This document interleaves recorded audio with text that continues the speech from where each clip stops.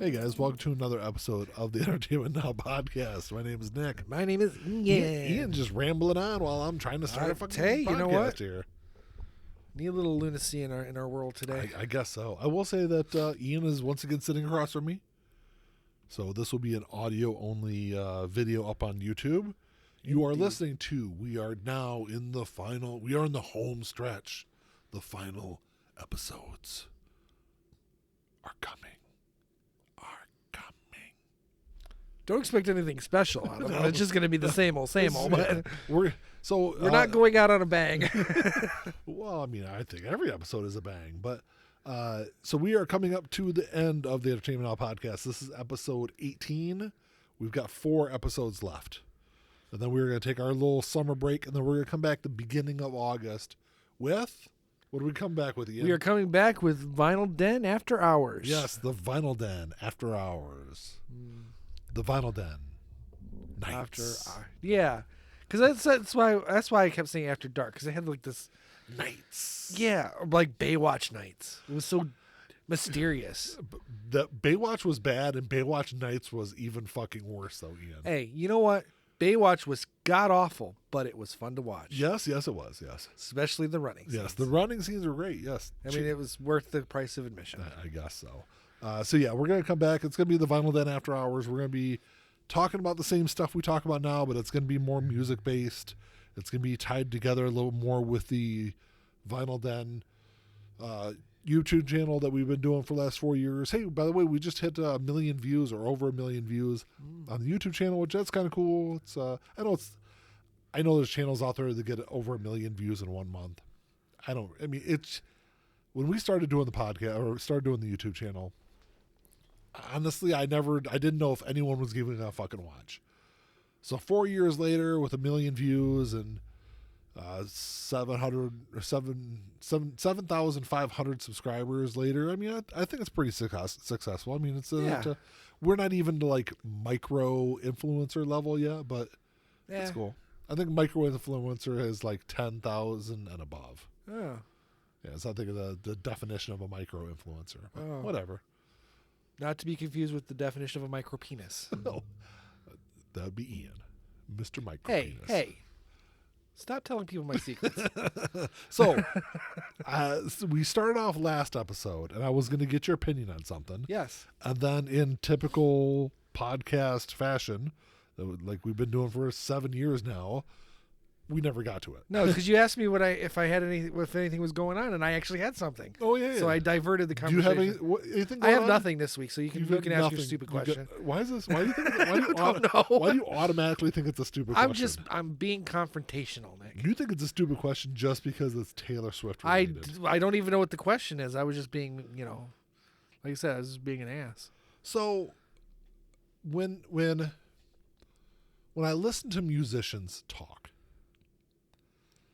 especially when it comes to like newer artists, a lot of times you get these musicians out here like, from the 70s and 80s, and they're like, oh, music was better back in the day, and I don't hear that too often. I hear it a lot, like how music today is horrible and trash, and in some ways it is, in a lot of ways it is. But I was really surprised. Are you familiar with Joe Elliott? The lead singer of Def Leppard? Yes.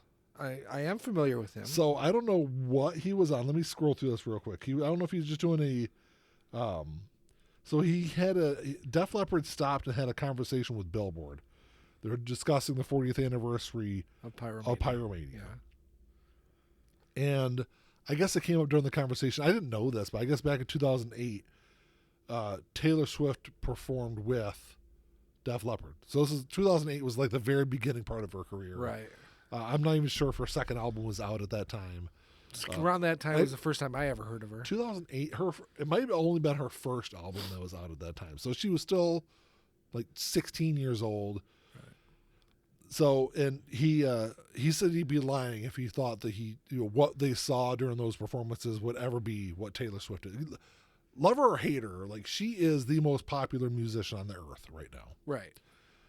So in this interview, they asked Joe Elliott about her and what they thought about her, and like I said, they didn't think anything like that was going to. They thought she was really good, but didn't know obviously where she was going to go. Right. His quote. This is a quote from Joe Ellie. He says, and he got a lot of shit for this. She's actually become bigger than anything that's ever been before. She's probably bigger than the Beatles and the Stones combined. And he got a lot of shit for that. He's not wrong. He's not wrong. And, I mean, he is wrong, but he's not wrong. I mean, the Stones and the Beatles were big because they were changing music. And in a lot of ways, she has also. Yeah, She's changed. I mean, she has. She's changed the way that pop music is played, portrayed, recorded, promoted. I mean, she has in the mainstream world. I guess she's not changing music; she's changing the business of music. Okay, it's still. I mean, it's still a part of it, right? But she's not. Her music isn't changing anything. Again, let me point out: I do not hate Taylor Swift. I don't like her music. It doesn't appeal to me. I don't find anything in it that is meant for me, which is fine. It's whoever likes it can like it. And I don't think she's untalented. She's very talented. It's just not music that I think justifies Joe where Elliott she's at. was absolutely attacked for saying this. Yeah, he shouldn't have been because he's not wrong. And he's not even saying anything that the vast majority of Swifties would disagree with. Well, he's being attacked by older people. They're like, how dare you say that Taylor Swift is bigger than the Beatles?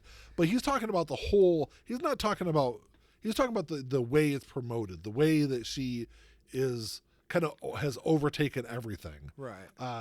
Yes, the Beatles were big.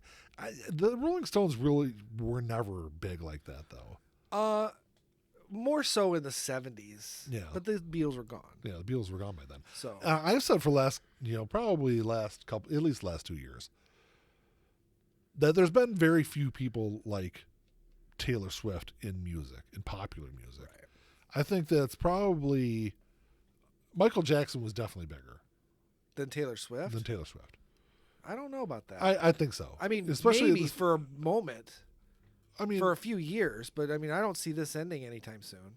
And it might not. We'll see how. I really think that she's going to be taking a break from music here in the next couple of years because she's going to be pregnant. Yeah. So, I forgot where I was going. Michael Jackson was definitely bigger. I think Elvis was bigger. I still think the Beatles were bigger. Outside of that, though, like I lived through the whole Madonna craze and all that stuff. I've never fucking seen anything like this before in my life. The level of.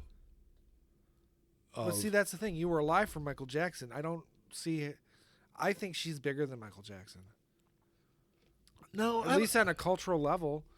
Right now, as we speak right now, yes. I don't know. I don't remember ever. There was never a point where people were like, yes, Michael Jackson was big and he was followed and everything else. But it wasn't until his career started waning that he started to become like paparazzi issues and all that because of all the negative stuff that started coming out about him. And she's getting it all for the positive, which is rare. Yeah. And I will say that like it's hard to kind of compare the two of them. And I think they are the two biggest because they were the two of my lifetime. Right. I wasn't around for the Beatlemania, so that's really kind of hard for me to speak about. And I just assumed that it was bigger. The Beatles were a very small, like flash in the pan kind of thing. Right. It was really like it was like a 7 or 8 years time span. 8 years. Taylor Swift, it's gonna be interesting to see where her career goes from here because it might go in the shitter. Who knows? I don't think it'll go in the shitter unless she does something really fucking stupid. But here's the thing. This is why. Hold on. Go ahead. Let me finish what I was saying though. Is it's kind of hard to compare her and Michael Jackson because we saw like the from like Thriller through the beginning part. I'd say like 91, 92. That like 10-year span was Michael Jackson could do nothing wrong. Like he was the biggest thing on earth. If you were just to take that 10-year time span and look at that and compare that 10-year time span to the last 10 years of Taylor Swift's career, I could see some kind of comparison there, but you don't know where her career is going to go from here. Right. We didn't see Michael Jackson's career nosediving like it did from the middle part of the 90s on. Even though he still released some good music in the public eye. And he was still making money hand over fist. Oh, absolutely. In the public eye, it was never the same. Right. But that's kind of my point, though. So Michael Jackson, we'll say he had 10 years. But after that 10 years, because even his sales started dipping, Dangerous never sold anything near what Bad did. And Bad never sold anywhere near what Thriller did. Yeah, but you're talking about with Bad and Thriller, two of the highest selling albums of all time. Right. Like, so you're never going to get close to that. Well, see, she's also, if you're comparing, she's had an uphill battle. If you look at what she's selling relative to what the physical media market is now, yeah, I would say she's doing better than Michael Jackson was, even near his height. That's true, and I didn't really think about that, like, because you figure she's been hugely popular since 2014. I think is when 1989 came out. Was when she like went from being just a pop star. Well, she was like her first couple of albums. She was like this big country star, and then she slowly kind of transitioned into pop. And 1989 was like her big breakout album. I still think it's the best pop album of the 2000s of the world, the last 24 years. But like it's hard to like look at her sales numbers and compare them to Bad or Thriller because the digital market really fucks up numbers. Well, that's my point. Really fucks up but sales that's my numbers. point. If you were to compare what she's doing in terms of what he was doing, I still think she would be doing better, possibly. Yeah. I mean, that's my perception of it. And going to the Beatles, this is why I think she's bigger than the Beatles and then the Stones, because when the Beatles came out, it was kids, teenagers. The demographic for the Beatles was say 13 to 21. You didn't see parents buying Beatles records at the time. Whereas Taylor Swift transcends age groups. And I'm making an argument for her, not because I agree with her being this popular, but because it's a fact. Adults and kids are buying her records. They are going to her shows, and the parents aren't just going to the shows with their kids; they're going without their kids. Yeah. So, that's where she's bigger than the Beatles and the Stones. And like I said, if you were to do an adjustment comparison between Michael and her, I would guess that she's probably slightly ahead. I guess like looking at it's kind of like looking at inflation rates. Yeah, exactly. We're like looking at the dollar value in 1984 compared to 2024. Right. You're right. Like, name another artist out there that's selling the same number of albums that she has. That can sell 50 or 75,000 albums in a day. None. There's not very many out there. I don't think there's any. Probably. I mean, there's like Adele has gotten up there. There's a couple other artists that have come pretty close.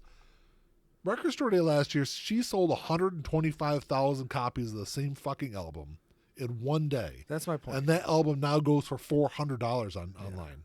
Right. Like, See, now there is no other artist today that can do that. Right. And if you were to take that level and apply it to Michael in, say, 1983, 84, Thriller was the best-selling album. Yeah. But if you adjust these things, I'm saying she probably comes out on top. Yeah, I mean, I don't know. And I love Thriller. I mean, Thriller sold 60 million copies. Like that's. But that was at a time when that was how people consume music. That's how people consume music. That's not the truth now. Yeah. Would you say that it was even? Do you think Michael would have sold 100,000 copies in a day?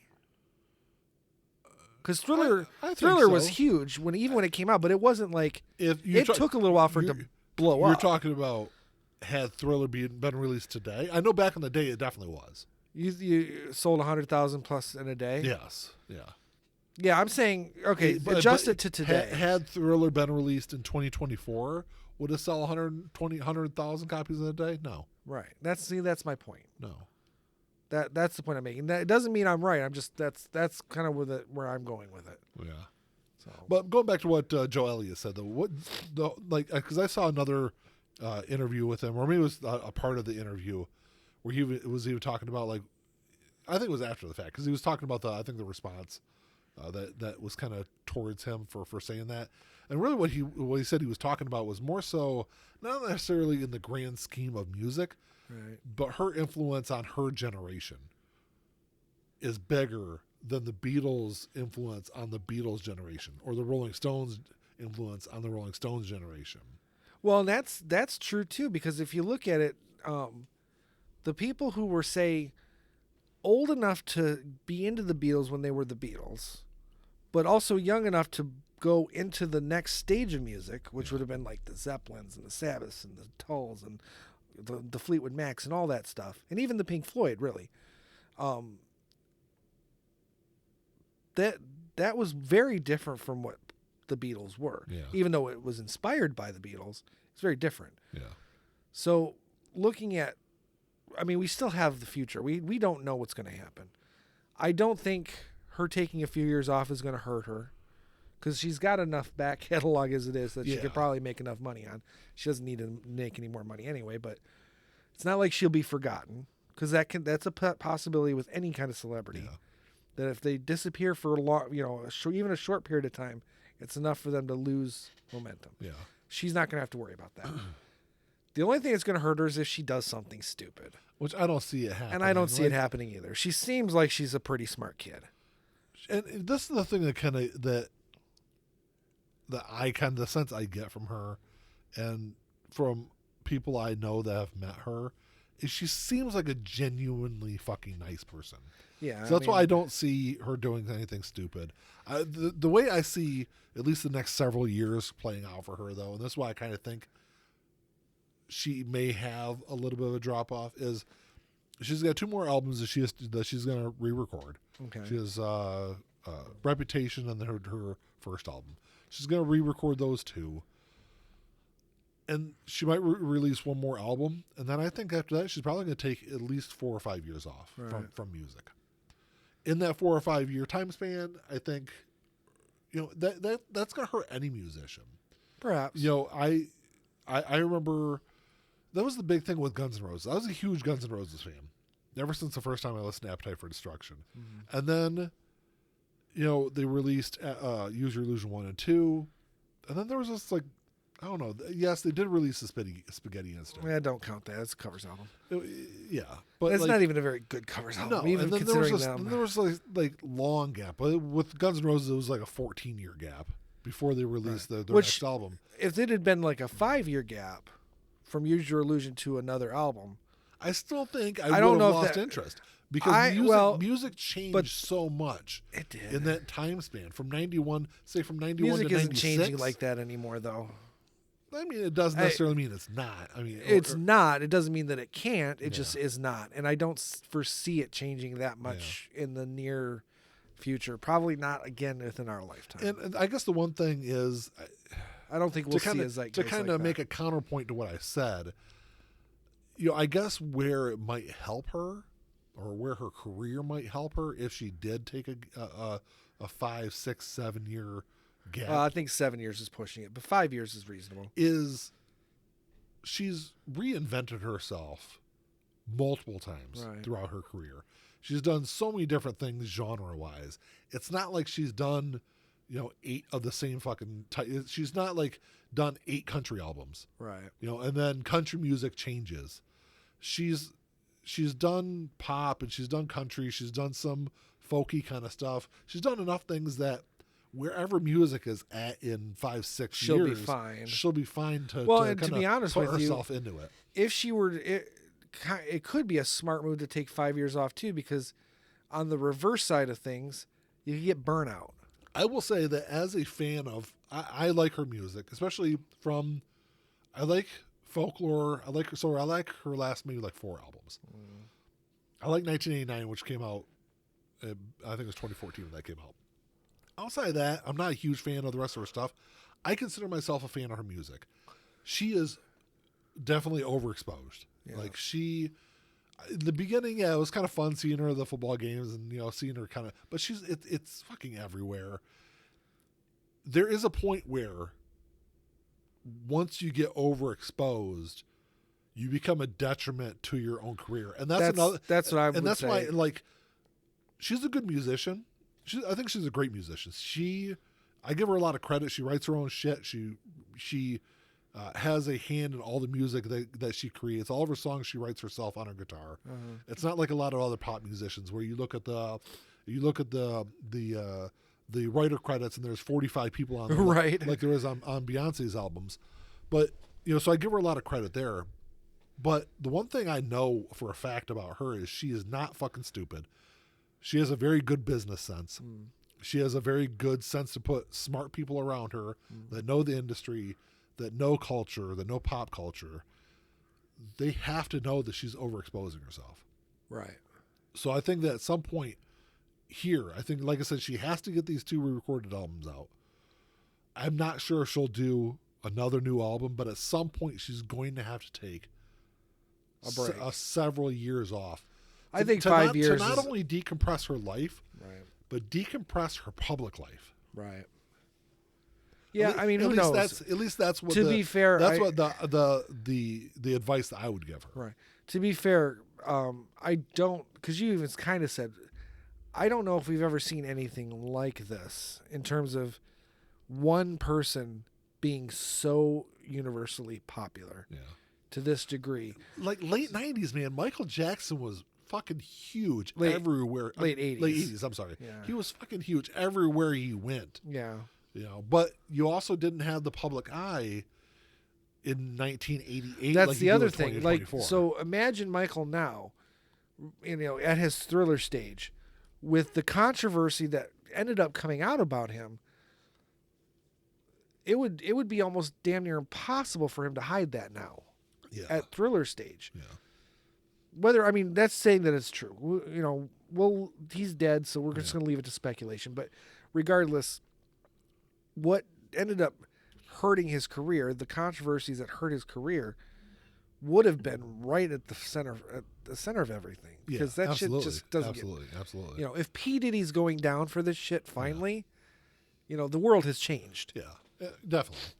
I will say that, like, during Michael's heyday, and it's not just a Michael Jackson thing, it's any big musician in that time had complete freedom to do whatever they wanted. For the most part, yeah. Anything in their life, outside of, like, murdering somebody. And even some of that was okay to some extent. Yeah. Motley Crue. Yeah, exactly. I guess that's true. So, like, there was definitely horrible things that rock stars were doing in the 70s to minors. Some of your biggest favorite music acts were doing horrible things. I just found out about Steven Tyler. I mean, I know knew he was a prick. Oh, but, yeah. Helping to emancipate a 16-year-old and become her guardian and then marrying her. Yes. So, like, that's what I'm saying, though, is, like, they were able to get away with things. And that's the thing that really kind of irritates me now. People are like, oh, well, musician, like, people get on, one of the big things against Machine Gun Kelly was he said some things to Eminem's daughter back in the day about how hot she was. And he claims that he did not know that she was 16 at the time. Granted, Machine Gun Kelly, I think, was only 21 or 22. So it wasn't like a huge age gap. No, but it's enough to be... It's enough. It's enough, and he even said, like, he didn't know how young she was. Whatever. And that's what started the whole beef between him and Eminem. But people even today, call Machine Gun Kelly a pedophile and all that stuff because of that. And I'm like, yeah, but you're listening to Led Zeppelin. You're listening to Aerosmith. Right. They really were doing that back in the fucking 70s. Right. Like... grooming, absolutely. Like, well, it wasn't. But I wouldn't even say it was grooming because they didn't need to groom them. They just said, "Hey, that's true. Hey, you want to come along with us on the road?" But that was like, not only was it acceptable, it was kind of the lore, and it's disgusting to look back on, right, and to think about. But that was the lore of musicians back in the 70s. So it was very different from the 70s through like the late part of the 80s. If you were Michael Jackson, if you were any big musician, you had complete freedom to do whatever you want. You do not have that. That was a long way to get back to Right, my right. original point, but was you do not have that freedom. Like Taylor Swift cannot do what she wants today.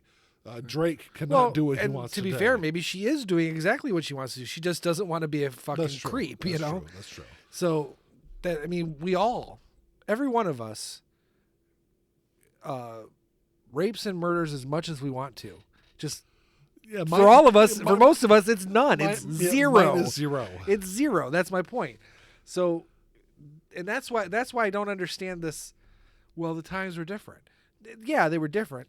It's still fucking wrong. If it's wrong today and you can't find a reason for it to be right then it's fucking wrong. It's wrong. And I can't find any reason for it to be right. As much as I love those artists, the good news is the vast majority of the artists that that are my favorites don't have that baggage. So, thankfully, that you know of. that I know of. That you true. know of. But I mean, Like my thing has always been like, and we've talked about this a bunch of times. I really don't want to go into Separate the artist great from- detail. yeah. Yeah, I've always been somebody that's been able to separate. Like I know for a fact that John Lennon was a horrible fucking person. right, I can still listen to his music. right. I have suspicions, very strong suspicions, about some of my other favorite musicians of the 70s and 80s that they were horrible fucking people also. I can still listen to their music. Yeah. You know? I mean, I guess to a degree it comes to what exactly and how is it, we weren't there. And if it's one person's word against another's, yes, you want to be able to, you don't want to discredit any victims or potential victims, but we live in a society where you have to have proof. Yeah. And if you make a claim, you carry that burden of proof, unfortunately. Yeah. I mean, because we don't have any other way of doing it, and it sucks for a lot of people, specifically women. When it's difficult to prove that claim, even when it's 100% accurate. Yeah. Because we've made, in a lot of those instances, we have a long history of blaming the victim. Right. Exactly. And we don't want to do that, but we still have to have a system that that follows a logical path. And that is the person making the claim carries the burden of proof. Yeah. So in cases like with Steven Tyler specifically, the burden of proof is made because we know there's legal documents that said that he was her guardian. Yeah. And there's also documents that show that she was pregnant by him at some point or another, and that she suffered major medical issues based on the fact that she was taking birth control since she was 13 when she met him. Yeah. So, come on. It's not hard to put the pieces together. Exactly. Yeah. So, I feel that in some of those cases, the burden of proof is very easily made. So, I will say, kind of go off on a kind of a side topic here. as if we haven't already. I know. We haven't gotten we probably won't even get to our main topic. No, but probably not. I wanted to say, like, you bring up a really good point about kind of talking about blaming the victim. Right. And we have for a long time. You've always heard that, whenever there's a sexual assault that happens. How was she dressed? How was she dressed? What and was things she like that. doing? Was she drinking? And I kind of have to out myself. I noticed lately that I try not to be like that. We were at my youngest son's choir concert just a couple of nights ago, and he's in 8th grade, and it was hot in there, so they had like a springtime theme, so the kids didn't have to wear the like suits up there doing their choir concert. So they had them dress. It was springtime theme, and I was sitting there, and we left. And I even said it to Mandy. I was like, "Man, I really don't like that they let the girls wear those like short shorts up there." And then Were they short shorts or was it like a sundress? No, they were like booty shorts. Okay. And then I started thinking about it, and I'm like, Why not? Why not? If Right. that's what they want to fucking wear, why should my opinion fucking Because matter? and because we were raised to think that way. That's an indoctrination on our part from our parents who believe that modesty is something that is almost exclusively required from women because men can't control themselves anyway. And that's the problem. If the woman isn't being modest, men can't be held responsible for their actions. And it wasn't like I was like looking at them in any kind of sexual way or anything like that. I just felt like it was inappropriate for them to be dressed that way. Correct, yeah. And I'm guilty of that too. And then I'm like, but why? Right. Like, I should not. It's wrong of me to feel like that. Right. No, it is, but it's also, we can at least point out why we feel that way. And I think because I've been in that position myself. I'm like, that girl is way too fucking young to be dressing like that. Yeah. You know, it's just it seems very inappropriate. Yeah. But that's my problem. That's not her problem. Yeah. She, like you said, she can dress however she wants. That's my problem. Yeah. That's something that we've had to learn or relearn, as it were. And that's something that, like, I know, like, the whole like woke thing and all that stuff over the last couple of years has been like super polarized and all that, and extreme on both sides. But I think it has kind of brought to light the like hidden biases that we have. Yeah. And I think that's the big thing, or the big takeaway I get from a lot of that, is understanding why we think the way we do, the way we look at people, the way we kind of give people that quick, like 15-second assessment and think we know everything about them just from that snapshot.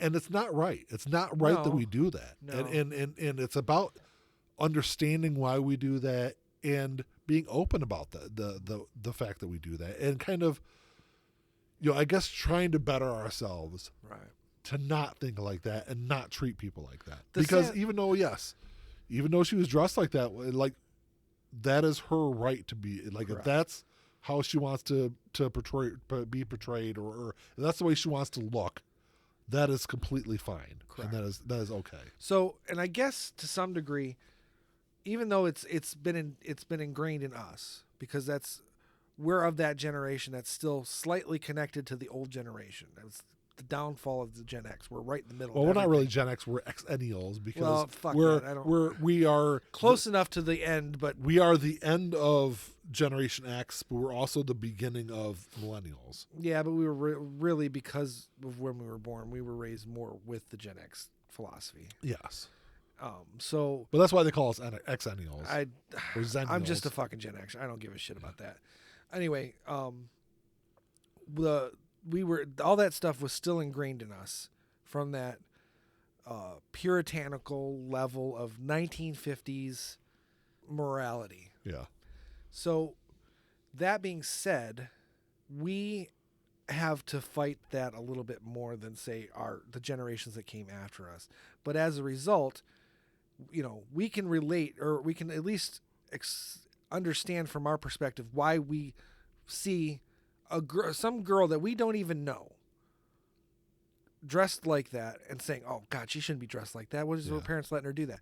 Because in our minds, if that was our daughter, we wouldn't let them go out like that. We would try to fight that, even despite the fact that we know that it's a puritanical thing that was indoctrinated into us.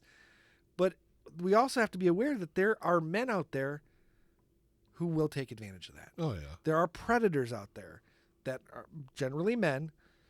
It's not generally. It's almost exclusively. Although I don't know if you heard about that fucking school teacher who made out with an 11-year-old boy. I want to know where these hot fucking school teachers were at when I was in school. See, and that's the other thing. See, that's what's so funny about it, because that's another bias. Our school teachers looked like my fucking big toe when I was in school. We had no hot teachers. We had one hot student teacher my senior year. Yeah, I was going to say, there was a couple hot student teachers that made it tough for me to stand up a couple times. But I'm like, come on, let's... No, none of them wanted to make out with me. That's the shitty thing. It's like, where are these fucking teachers? But, so it is mostly, we'll say 99%. That's why I said almost exclusively. Yeah, but it's not exclusive. It's almost exclusive. And to be fair, I don't have the same mindset when it comes to, if it was my son. That's another bias, though. That's my point.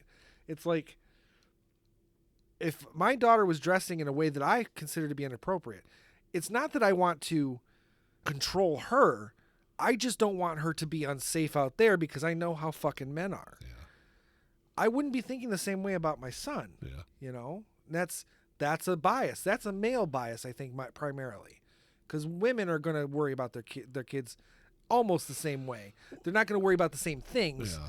But I wouldn't be worrying about my son dressing a certain way, but I would worry about my daughter. And I think it's a good point to bring up because men are horrible fucking creatures. Ian. Well, humans are fucking horrible creatures. But between men and women are much better animals than men are. Men are fucking disgusting. They, so I understand that to a certain extent. Right. Because, sending my daughter out in whatever she wants, and I do let I let my daughter wear whatever the fuck she wants, regardless of what it looks like. Right. But I also feel like my daughter's relatively safe. Also, like if someone were to steal her, they'd probably return her really fucking quick. But sending my son or one of my sons out dressed similarly, I don't feel the same way because women aren't these as they're just not as much of a threat. Yes. Yeah. They're not the disgusting beasts like men are. And I would say that is probably getting better, because I think boys specifically, and this is why I said it on one of our videos about how people really shit on Gen Z. The one thing you can say about Gen Z is they're growing up in a world that's slightly better in the sense that, for the most part, I think the generations where Gen Z is going to produce less rapists than the millennials did. Hopefully. Well, of course, hopefully. But I think that's a good thing. I mean, obviously. Well, yeah. But I mean, it's an obvious thing. Yes, Ian, producing less rapists is a good thing. Yeah. But my point is, I think it's an obvious thing. I think we're the young men that are being produced now in this world of even extreme wokeness are going to be better people. Yeah. Because I don't think men are necessarily disgusting creatures. Yes. I think they're raised to be that way. I really do. No, I think men are wired to be that way. I'm not. You're not. No. Your kids are not. So what's the difference? Are you and I wired differently? No, we're wired just like every other man. I think that some people just don't have the restraint.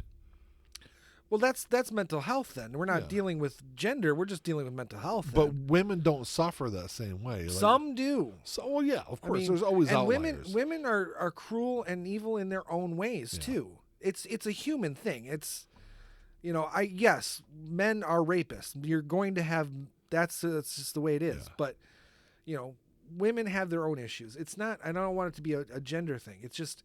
I mean, sometimes it is. But. Sometimes it is. But my point is that generationally, men have been raised to be aggressive, raised to be alphas, and that leads to behavior that is like that. It always has. Since the dawn of time. Because if you look at history, the way that, say, the peasant life in, say, 1500s England, farmers and shit weren't going out and raping women, but the fucking kings and bishops fucking were, because it's a power thing. Yeah. So if you try to equalize the power, that goes away, unless there's a mental health issue. Yeah. So that toxic masculinity is the problem. This idea that men have to be men in general, but.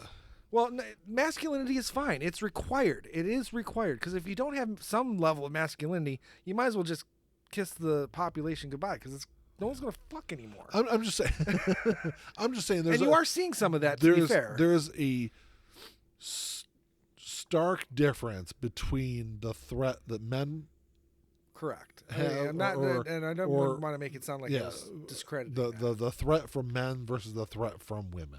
Men have all the power. Yeah, so. I will say, like, I don't know how we went that far down that path, but it was just something that kind of you were talking and it kind of popped into my head because we were driving. Mandy and I were driving home from the concert, and I even said something to Mandy about it. And like as soon as I said and I was saying it to her as you were thinking that that they shouldn't dress like that. And then as soon as I said that, I was like, but why? Right. Like, Well, because to be fair, like again, because like I said, that's how we were raised. But the funny there's thing, an argument about how children are being overly sexualized now, Yeah. and I don't think it's any different now than it ever no, was. it was not. You know, it and is maybe it's still a bad thing. I'm not saying that they're being sexualized and they should be sexualized. I'm just saying that sex is a part of human existence. Yeah. And if we make it a bad thing for children, we're making it a bad thing for them as adults, and that's what creates fucking mental illness. We just want to make it a bad thing for adults to do to children. Exactly. Exactly. So I just want to make that really clear. And to unwilling participants as adults. And the funny thing was, like, just recently I was talking to somebody at work. It wasn't her. I was talking to one of the clerks. I don't remember what it was or what the conversation was even about, but something came up about the way that it might have been like an award show or something like that, but how the women on there were dressed. And that was my very first thought was, why does it fucking matter to you? Right. If you don't like the way they're dressed, don't fucking watch it. Right. Don't wear what they're wearing. Yeah. You know, if you don't like that, don't wear it. Trust me, I did not want to see her wearing what they were wearing on TV. Yeah, I can only imagine who you were talking to. Oh, once we're done recording, I'll let you know. Right. But yeah, it's definitely a bias that is, thankfully, I think, going away. Yeah. Because it really plays into everything else. It plays into transgenderism. It plays into LGBTQ rights in general. Because none of that shit affects any fucking person else other than the person who it is. Yet we all seem to make a fucking big deal about it. The first step in at least inching towards it being better is admitting that you have a bias, and it's understanding why you feel that way, and trying not to pass those biases onto your children. And it's I won't even say it's not okay to feel that like that. It's you at first need to at least admit that you have that bias, and then from there try to be better about it. I took the corporate bias anti-bias test. I know. Did you? What are you talking about? We have to every year we have to do the. Is it every year? For us, it is. So it's also different because at work there's this. What is it even called? It's like diversity, equity, and inclusion, basically. No, because it's not. It doesn't have that terminology in it because that terminology is somewhat toxic these days. But the it's all learning module that you take is specifically about unconscious bias. So the ones that clerks take are very different than the ones that nurses take. Correct. Because yours is only like 25 minutes long and mine is a fucking hour. Oh, really? Yeah. I've taken it. I don't even do it anymore. I just breeze through it because it's. So I've done it already. I have to do it. I have to take at least an hour. I think it's 1 hour of training in that area every 2 years to renew my nursing license. Okay. So yeah, we just do it because it's part of our just general yearly the 75,000 things you have to redo every single year at the hospital. To be completely honest, the vast majority of them don't even apply to my job description. I know. I mean, it's talking about stuff that applies to yours. There's a lot of stuff I have to do every year that doesn't apply to nursing either. But that's silly. Yeah, I know. It's because the hospital has just have to. I know. They buy all those learning modules in a fucking bundle, and they just have to justify the fucking cost of it. But there was something else. Oh, there was one more thing I want to talk about before we wrap the show up. This is really short. Okay. So I've been looking. I know you've been looking forward to it also. The Movie Critic.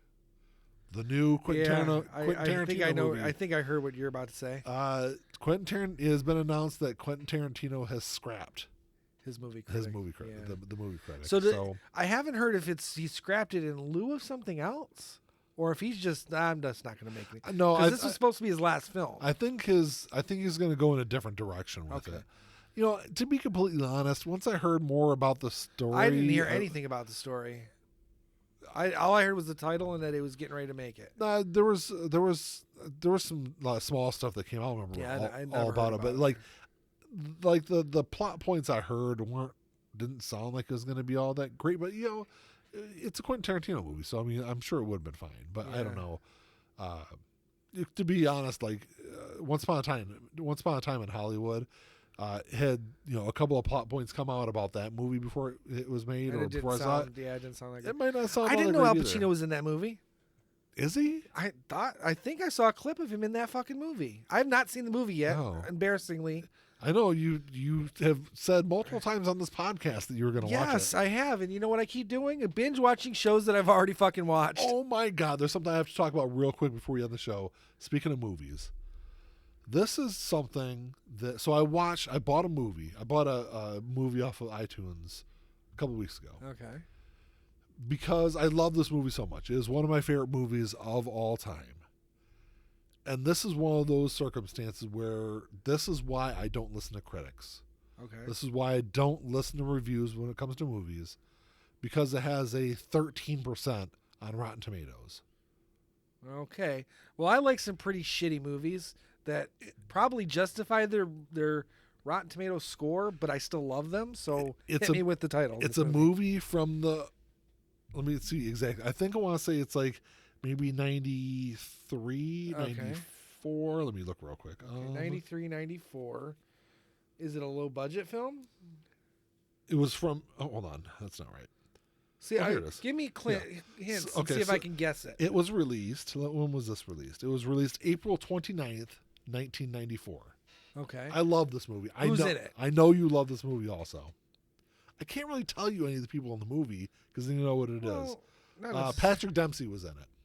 Oh, with honors. Yeah, that's. I knew you were going to get it as soon as I mentioned anyone from the movie. Right. It's got a 13% on Rotten Tomatoes, Well, that's fucking ridiculous. which is absolutely ridiculous because it is one of the best movies of the it's early part of the it's 90s. It's a fantastic film. And I don't know how anyone could watch it and not at least enjoy it. I don't think it's available on Blu-ray. It might. I don't. I think I've seen Is it. it? I think I saw. So it. I have the DVD version ripped to a hard drive. So Right. it was $5.99 on iTunes. I was like, sure, I'll grab Because it. was it a high def? Yeah, it's version? the 4K or whatever it is, the highest definition version of it. And I love the movie. If it's available on Blu-ray, I'll get it. But it was one of those things I was like, you know what? I just want to watch that movie. Yeah, So- it's been a while since I watched it. So I watched it driving home. The whole way we're home, because it's only like an hour and a half long. I watched it going home. I stayed up till like 5 o'clock in the morning finishing watching it Wow. when I got home. So wow, Amazon does not even have it on DVD Okay. listed. It's got the Prime rental. Okay. What did you pay for it? $5.99. Oh, this is Amazon. Amazon's selling it. It's renting it for $2.99 or selling it digitally for $9.99. Yeah. See, I got it off of iTunes for $5.99. And yeah, it does not come up. Let me just. I typed it in with Blu-ray. Let me see if it comes up with just the title. So if you Oh, here we go. DVDs to $12.65. But not on Blu-ray. You can get the VHS on fucking Amazon for $19, which I had the VHS. So it looks like there is I googled it. There is a version. It might be an overseas version. Yeah, it's or overseas. region free. Yeah. So So but it's like $40 on the first one I pulled up. I will say that if you have not seen With Honors, it is a great movie. It's got Brendan Fraser in it. It's got Joe Pesci in it. It's got Patrick Dempsey. It's one of those movies where it's fucking hilarious. It's sad as fuck. It like runs the gambit of emotions. absolutely, and the humor is not like it's maybe because it's a slightly more toned down humor. People don't like it, but the humor, if you like kind of dry but witty humor, you're gonna love it. Because Joe Pesci gives an Oscar-worthy performance in that fucking Oh yeah, movie. absolutely. Brendan Fraser, I wouldn't say is Oscar-worthy, but it's a good performance. Yeah, has he? I haven't seen The Whale, but has he really been ever Oscar worthy? I don't know. School Ties was okay. Oh, that's true. And then, I mean, if I had to choose a movie that I've actually seen him in that I'd give him an Oscar for, With Honors would be it. But yeah. you know, I was wrong. It's a 19% on Rotten Tomatoes. yeah, it definitely needs to be fucking higher. Is that the critic review or the audience score? That is the critic score. Well, fucking critics don't know shit. But that's why I just said. That's why I don't Yeah. listen to What does it? Can you see what the audience score is? 74%. Yeah, which still isn't great. No, but it does prove a point. yeah. 74 is actually not that bad. The first review I brought up said the movie is predictable from one scene through. It wasn't predictable in 1994, dumbass. Yeah, I know that.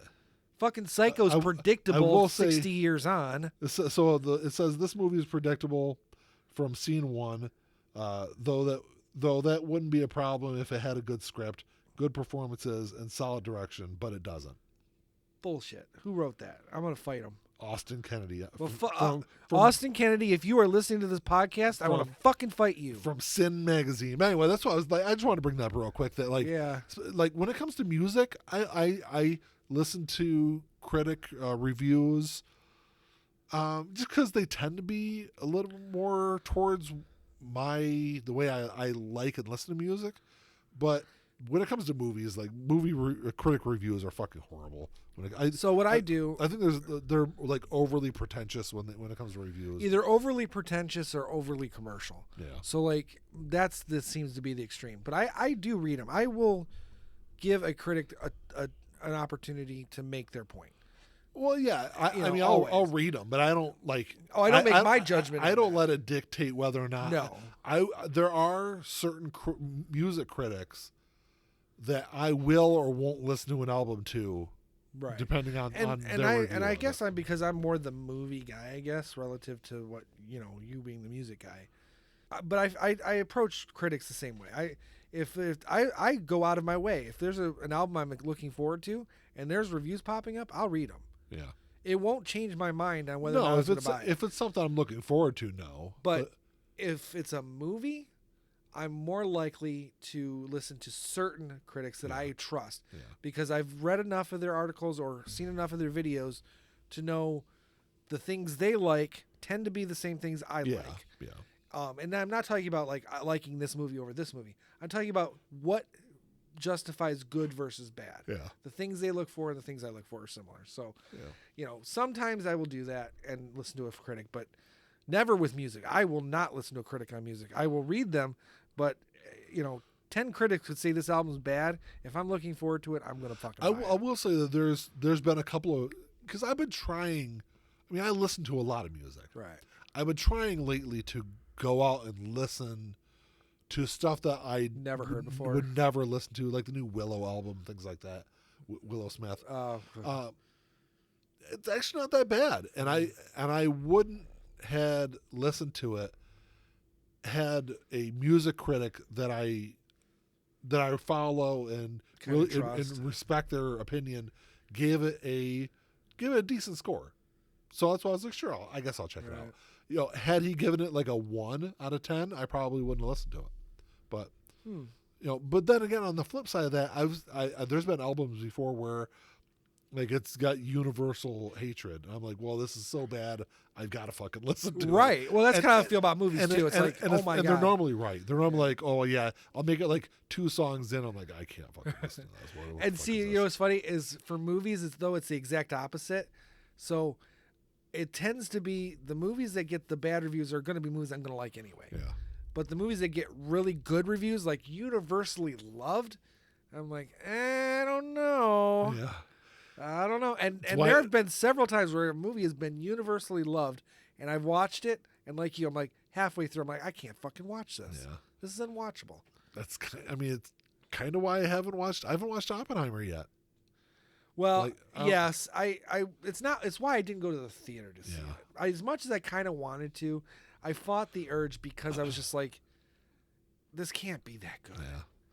But, and it probably is. Christopher Nolan is, in my opinion, he hasn't made a bad movie. No.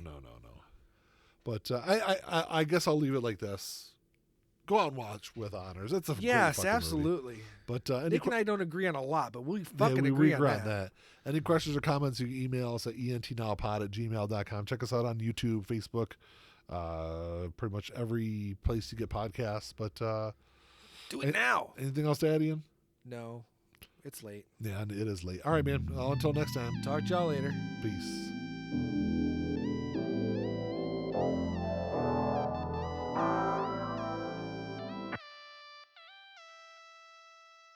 Play my role, let me tell you about it. This shit right here, man, I'm about it. Only real niggas reside around me. Yo, lady, drop a guard around me. Dip like I know you can, bitch. Show me the ropes like we in the ring. Got you some cobras, you wanna hang. Shoulder to shoulder, them niggas basic. You know I won't lie. You know that I ain't for that fuck shit. You niggas alright, but I'm way better and she love it. Know that y'all sick as fuck. Here go this tissue, bro. We taking the dub, hoping you get you some. This hit like a pick me up. She taking my drugs. Know they see the sign. That's some dollar signs. Know they sick as fuck.